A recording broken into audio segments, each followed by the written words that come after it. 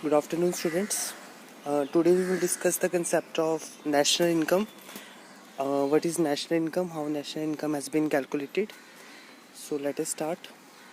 So in our yesterday classes, we have discussed the concept of GDP. What is GDP? How we calculate GDP? Not how we calculate GDP, but we discussed the concept of micro and macroeconomics, the variables of macroeconomics. What are the various variables we studied in macroeconomics? So again, continuing for the same, let us discuss today about national income. What is national income, how we measure national income, and various aspects of national income. So from today onwards we will discuss the concept of national income. So before starting, let you read the sentence what has been written here in the screen. What is national income? National income measures the total value of goods and services produced within the economy over a period of time.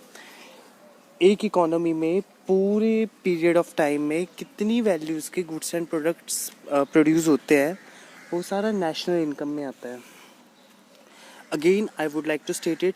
National income measures the total value of goods and services produced within the economy over a period of time. एक economy में एक period के time पे कितना आपका production होता है, वो सब नेशनल इनकम में इंक्लूड किया जाता है. So now the question arises, why national income is important? Why is national income important? Dear students, these are some points I would like to state that before I will tell you, let you may read it, you may understand it. So first thing is कि economic growth and where a country is in a business cycle. Why we are studying national income? Measuring the level and rate of growth of national income is important to economists. हमारे देश के लिए हम क्यों करते हैं national income count? Now अब आपको लगी होगी sir every individual has their own income, और अपनी इनकम जानने की बात है तो हमें पूरे देश की इनकम से क्या लेना देना है ना. This is a simple question arises in the every person mind. Then why national income is important? So let us discuss these points in detail. Measuring the level and rate of growth of national income is important to economists when they are considering economic growth. जब आप economic growth को consider करते हो और हम देखना चाहते हैं कि हाँ हमारी कंट्री ग्रोइंग हो रही है कि नहीं हो रही, कितना ग्रोथ हो रहा है हमारी इकोनॉमी में, कितनी तरक्की कर रही है हमारी economy, how much developed our economy. So we usually study the economic growth and जहाँ पर एक इकोनॉमी बिजनेस साइकिल पे सफ़र करती है, business cycle in the sense growth, recession and boom, recovery, वो सभी है. अब हमारी देखो हमारे यहाँ पर इंडिया में क्या रिसेशन चल रहा है. रिसेशन स्टार्ट हो गया एक तरह से because of lot of inflation बढ़ने से रिसेशन काफ़ी हद तक पहुँच चुका है.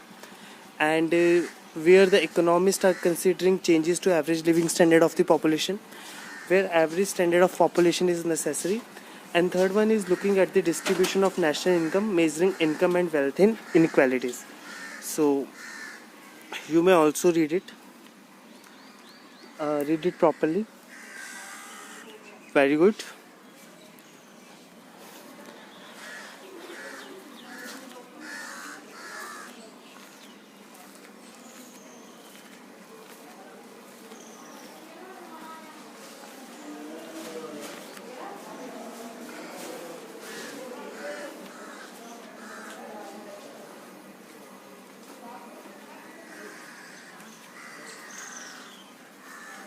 So what are the various concepts we will discuss in national income?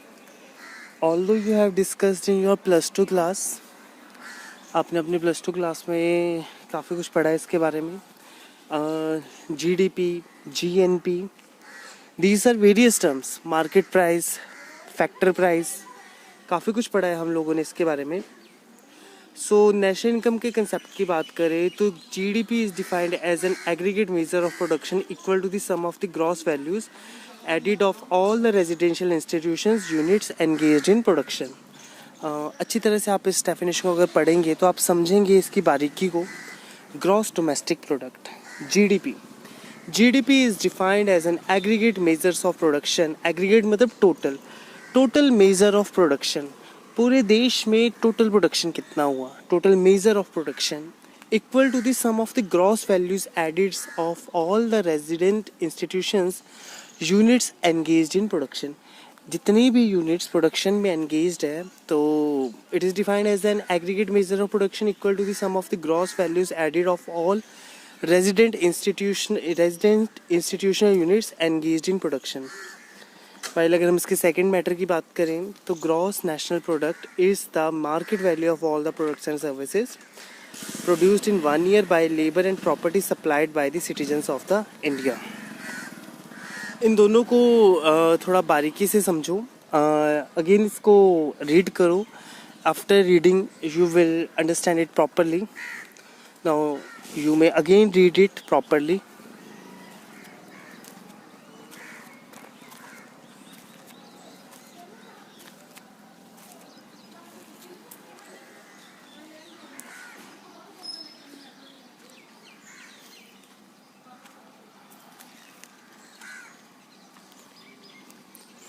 What has been written here?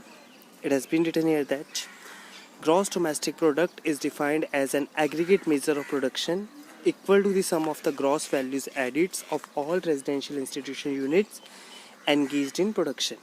While जो GNP होता है वो मार्केट वैल्यू होती है गुड्स एंड सर्विसेज की, और जितने भी प्रोडक्ट्स एंड सर्विसेज है उनकी मार्केट वैल्यू है वो एक साल में कितनी बनी bye labour and property supplied by the citizens of the India. कि एक साल में हमारा जो नेशनल प्रोडक्ट है यानी कि GDP से हम जितने भी अपना डेप्रिसिएशन वगैरह माइनस कर दीजिए, wear and tear loss minus कर दिए, ऑब्सोलेंस लॉसेस को माइनस कर दीजिए, जितने भी आपके लॉसेस होंगे ये जितने भी आप माइनस कर दोगे, आप सभी को प्यारे बच्चों what you will find gross national product. Next slide is personal income.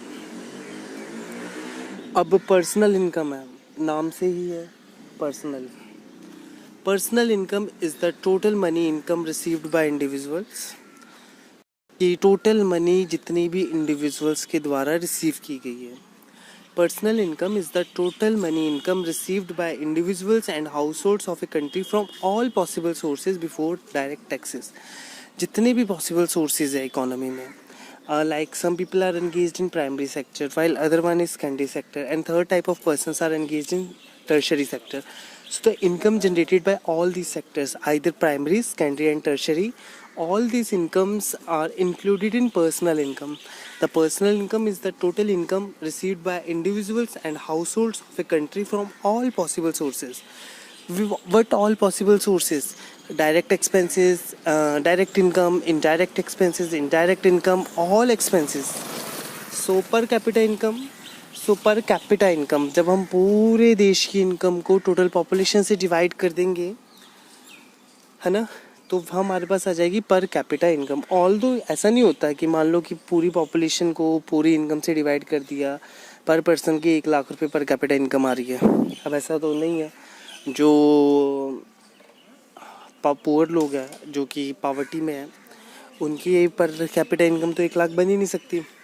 But in economics we studied per capita income. Per capita income of a company is derived by dividing the national income of the country by the total population of a country. Total income को total population से divide कर देंगे, then we get per capita income. So I hope you understand these 4 terms. Again, I would like to suggest you to read it again and thoroughly read it. Understand it. Read it properly.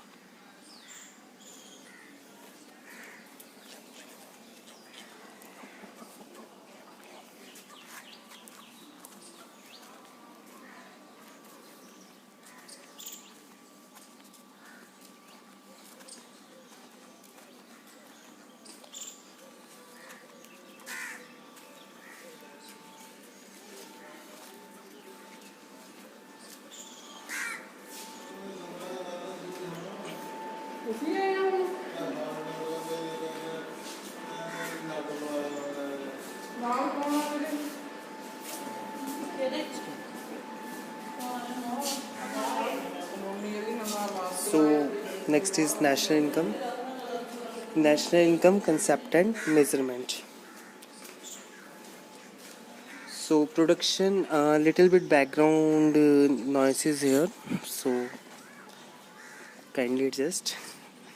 National income concept and measurement. So प्यारे बच्चों, production of goods and services generates income. जितना भी production होता है goods and services का हमारे देश में, जो भी हम प्रोडक्शन करते हैं, why that production is needed, because we know that production generates income. Production होगा तो भी हम सामान बेचेंगे, अगर नहीं होगा तो यू नो दैट कि हम इजीली सामान को नहीं बेच सकते. Production of goods and services generates income and income gives rise to demand for goods and services. और वही इनकम आगे फर्दर डिले करती है गुड्स एंड सर्विसेज को प्रोड्यूस करने में.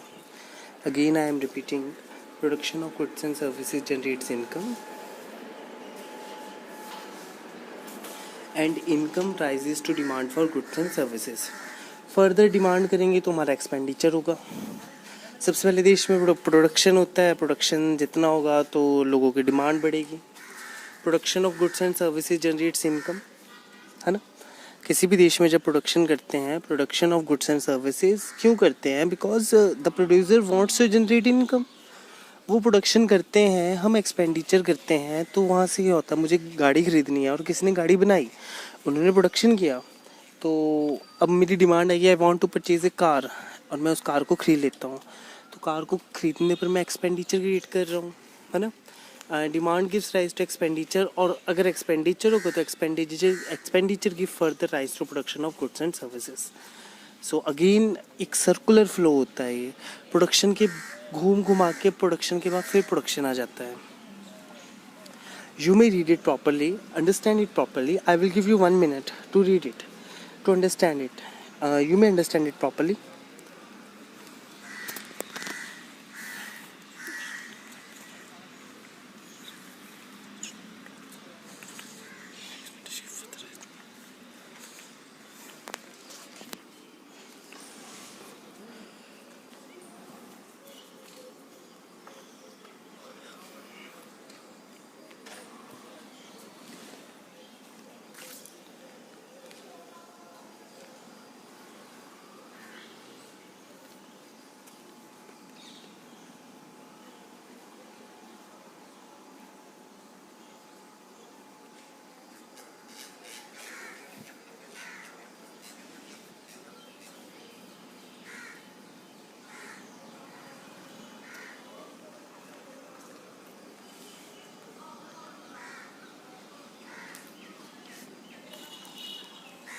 So hope you studied it. Some people are coming now. Dear students, I would like to say that kindly come in time. So national income concept and measurement में production of goods and services generates income and income gives rise to the demand for goods and services. Demand further gives rise to expenditure and expenditure gives further rise to production of goods and services. Although this is a circular flow of production, income and expenditure. तो इसी circular flow को देखते हुए we will discuss 3 ways to calculate national income. इसी circular flow को देखते हुए हम 3 तरह की नेशनल इनकम निकालने के तरीके देखेंगे. फर्स्ट है on the flow of goods and services. Goods and services के फ्लो के हिसाब से कि प्रोडक्शन कैसे होता है, प्रोडक्शन कहाँ जा रहा है, हाउस होल्ड सेक्टर क्या है, आपका जो प्रोडक्शन सेक्टर है, 2 sector model, 3 sector model, 4 sector model. We discussed all models. I think you discussed all these models in your +2 class in macroeconomics. Dear students, on the basis of these flows, national income can be analyzed as a flow of goods and services, a flow of incomes, and as a flow of expenditure on goods and services. So this is your figure. ये देखिए, आपने +2 business में पढ़ा होगा कभी ना कभी. Measuring national product and national income. तो इस डायग्राम को मैं आपको 2 मिनट देता हूँ, आप इसको इजीली देखो, 2 मिनट में समझो.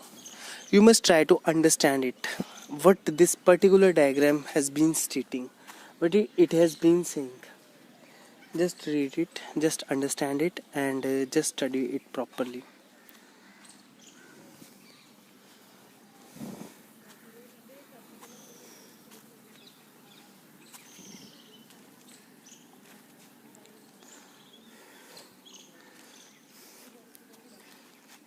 Very good.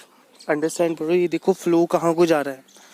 You must try to understand it, then I will explain.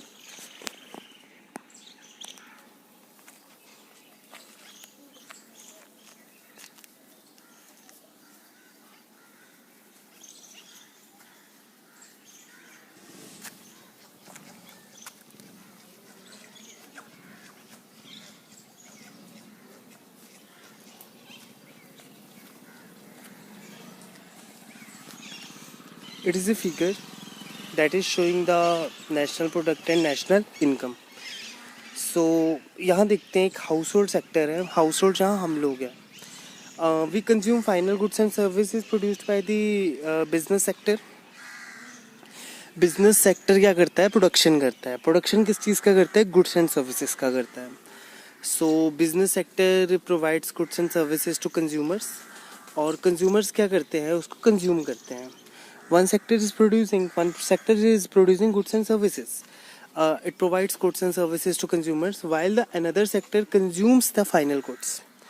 So यहाँ लिखा भी गया है, बिजनेस में जाओगे तो यहाँ लिखा है it provides business provides goods and services to consumers, और वही consumers क्या करते हैं? फाइनल goods and services को कंज्यूम कर लेते हैं. एंड बदले में क्या देते हैं उनको? बदले में वो मनी पेमेंट देते हैं, है ना. नीचे जो आप ब्राउन कलर का एरो देख रहे हैं, इस पे लिखा हुआ है कि जो बिजनेस सेक्टर है वो मनी पेमेंट्स देता है रिसोर्सेज की, बट ये इनको क्या देते हैं? Money payments for consumer goods and services. अब consumer goods and services business household को देता है, लाइक क्लॉथिंग, फूड एक्सेट्रा. और बदले में ये इनको क्या देते हैं? ये इनको इकोनॉमिक रिसोर्सेज देते हैं, land, labour, capital, entrepreneurship. So dear students, जो लैंड है, लेबर है, कैपिटल है, एंटरप्रेन्योरशिप है, ये कहाँ से आता है? ये हाउस होल्ड सेक्टर से आता है. पैसा भी वही है, ज़मीन भी वही देती है, लेबर भी उनकी है. फिर हम उन्हीं के फैक्टर ऑफ रिसोर्सेज को क्या करते हैं? कि वी यूजली यूज़ देम. हम उन्हीं के रिसोर्सेज को क्या करते हैं? यूज़ करते हैं. वी यूज़ इट प्रॉपरली, और उसको यूज़ करने के बाद हम बदले में क्या देते हैं? उनको पेमेंट्स देते हैं. पेमेंट्स किस बेस पे? लैंड पे क्या मिलेगा? रेंट मिलेगा. लेबर पे वेजेस मिलेगी, है ना. कैपिटल पे इंटरेस्ट मिलेगा, और एंटरप्रेन्योरशिप में प्रॉफिट मिलेगा. एंटरप्रेन्योरशिप का मतलब क्या होता है? बिजनेसमैन या बिजनेस करना. इन तीनों फैक्टर्स को इकट्ठा करना पड़ता है. आपके पास कहीं प्रोडक्शन करने के लिए कहीं जगह होनी चाहिए. You must have some money, कुछ लेबर होना चाहिए. तो the flow of goods, services, resources and money payments in a simple economy. Monetary payments are shown in the outer loop, and these pay for the flow of goods and services are shown in the inner loop. तो एक बार फिर आप इस diagram को अच्छी तरह से समझ लीजिए, देख लीजिए, ताकि आपको समझ आ जाए. फिर हम आगे बढ़ते हैं. This is very interesting chapter of calculating national income, और even economics is a very wonderful subject. Usually people just opt economics due to the availability of various economic problems.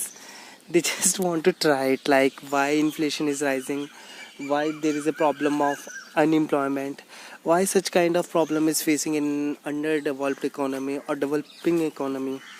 So we usually discuss these topics. So I'm just giving you 1 minute for revising this diagram. You must revise it properly.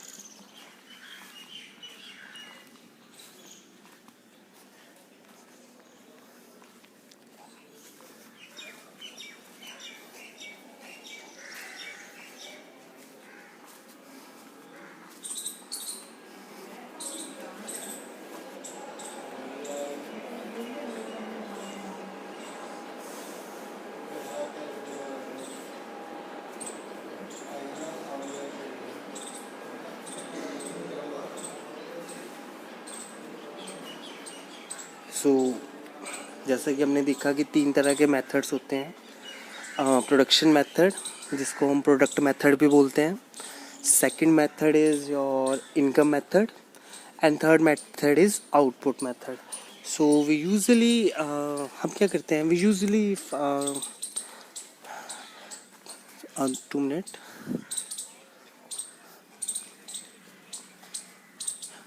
We usually use these two methods in file finding the national income. First is production method, second is income method, and third one is expenditure method. So let us discuss our first method, product method. So product method में हम क्या देखते हैं कि एक final approach देखते हैं, final products देखते हैं कि हाँ जितना हमारा फाइनल प्रोडक्शन हुआ इकोनॉमी में तो वो कितना है. अगर पूरे देश में 10,000 रुपये का सामान बना तो वी एस्टिमेट दैट कि हाँ बस इतना ही लोगों ने खरीदा होगा, इतना ही प्रोड्यूसर ने बेचा होगा, तो जितना उसने पैसा लगाया कम से कम उतना तो वो रिसीव कर ही लेगा ना. Suppose a producer just investing 1 lakh rupees, तो वो ये थोड़ा ना चाहेगा कि 1 लाख वापस हो. वो चाहता है कि ज़्यादा से ज़्यादा मैक्सिमम उसको पैसा मिले. So final product approach, the final product approach estimation of the market value of final goods and services produced in the economy in a given period. तो ये steps है कुछ. I know you discussed in +2 economics class, आपने अपने economics subject में पढ़ा है, but before I will start anything, let you may read it properly. Again I am giving you 1 minute to study it, understand it. अच्छी तरह से समझो इस चीज़ को.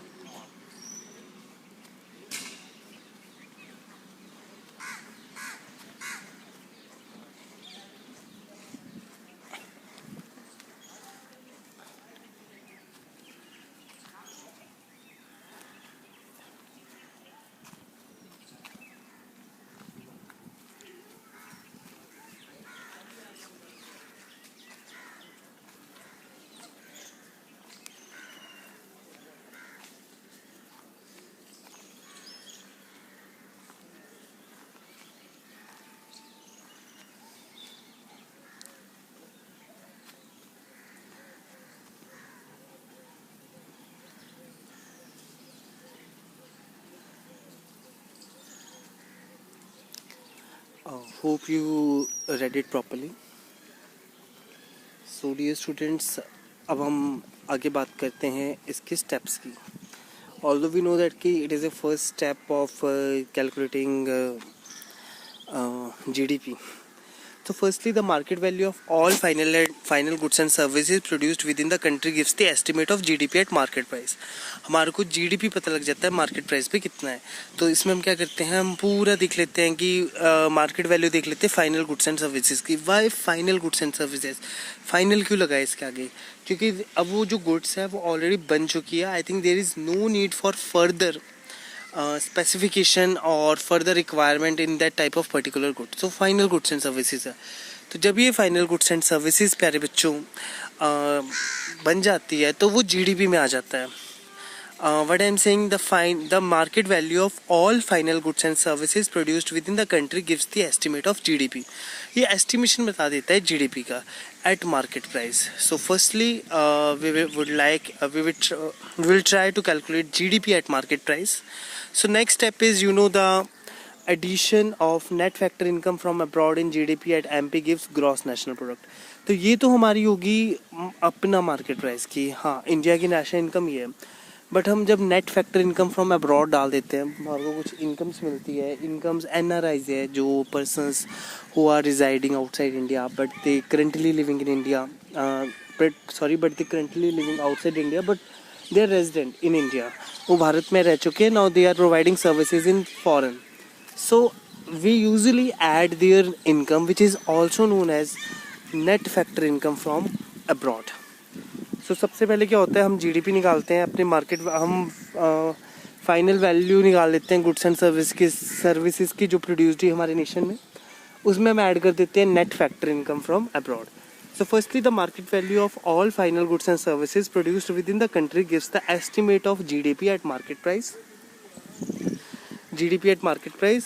Then the addition of net factor income from abroad in GDP at MP gives gross national product at market price.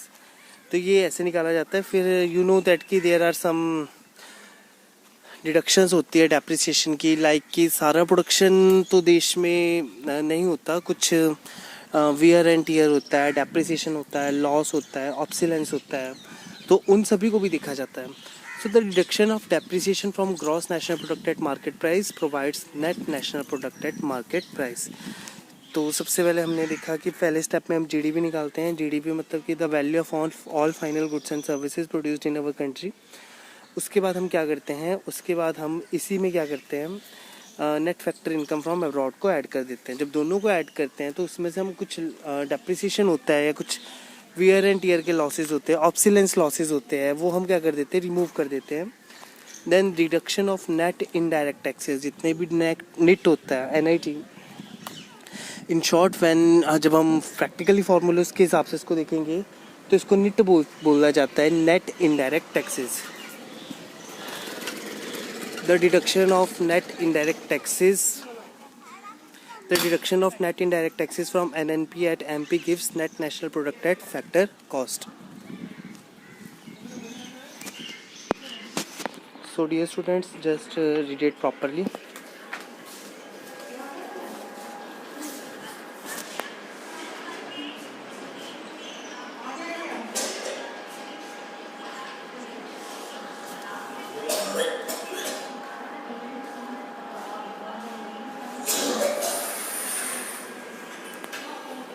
You may read it.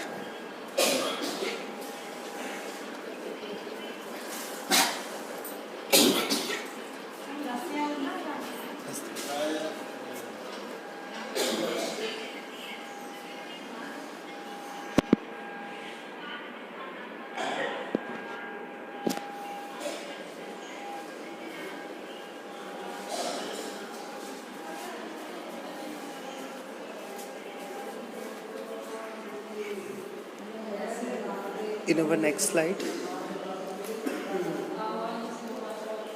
just focus.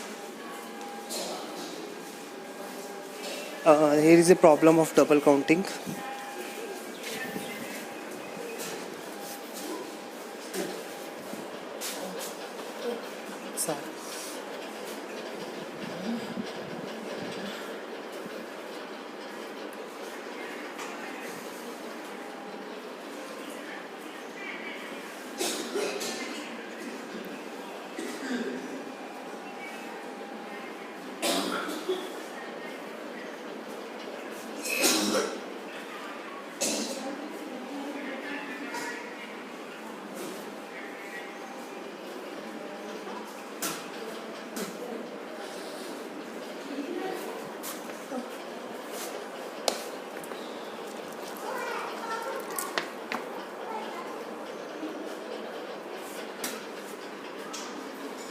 You may read it, problem of double counting.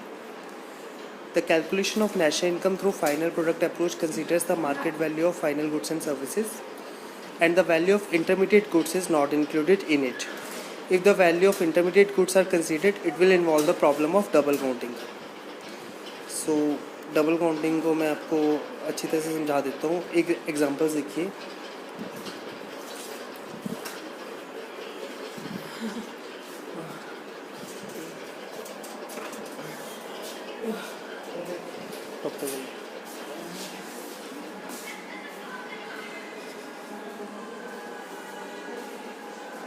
जैसे ये bread है, इस bread की कीमत क्या होगी, और इसके साथ जो इसमें गेहूँ है इसकी कीमत भी इसी में इंक्लूड होगी, और जो लास्ट में वीट है. सो जो डबल काउंटिंग है कि ब्रेड में भी जो टैक्सेस वगैरह ऐड हो चुके हैं वो सेम इनकम वीट में भी ऐड हो रही है, और गेहूँ में भी वही चीज़ ऐड हो रही है. तो ये जो आटा है पीस के बना है, तो ये सभी इसी में आता है. So I think it's enough for today. In our next class we will move further, और उसके बाद हम देखते हैं कि आगे क्या करना है. एंड आज के लिए इतना काफ़ी है. And try to come regular in class. फिर फाइनली इसका स्क्रीनशॉट ले लो, और जो हमने पढ़ा हुआ है आप एक बार देख सकते हैं. You may take its screenshot. Thanks a lot for attending the class. And tomorrow we will study our further topics of output method and income method.